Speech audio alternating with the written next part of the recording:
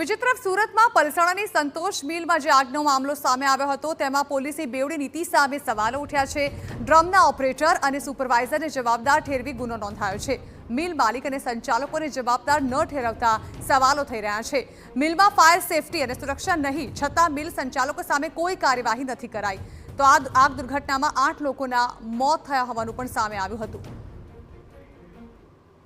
તપાસ દરમિયાન લક્ષમાં મોત દાખલ કરેલ જે તપાસ દરમિયાન ગુનો દાખલ કરવા માટે તજવીજ ચાલુ કરેલ અને ડ્રમના ઓપરેટર તેમજ ડ્રમના સુપરવાઇઝર વિરુદ્ધ ગુનો દાખલ કરવામાં આવેલ છે।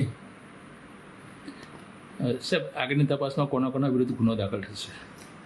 તપાસમાં સંતોષ મિલના જે ડ્રમ ઓપરેટર છે તેમની વિરુદ્ધ તેમજ ડ્રમના સુપરવાઇઝર તેમજ જે સંતોષ મિલના જવાબદાર વ્યક્તિઓ જે તપાસમાં નીકળે તેઓની વિરુદ્ધમાં ગુનો દાખલ કરવામાં આવેલ છે।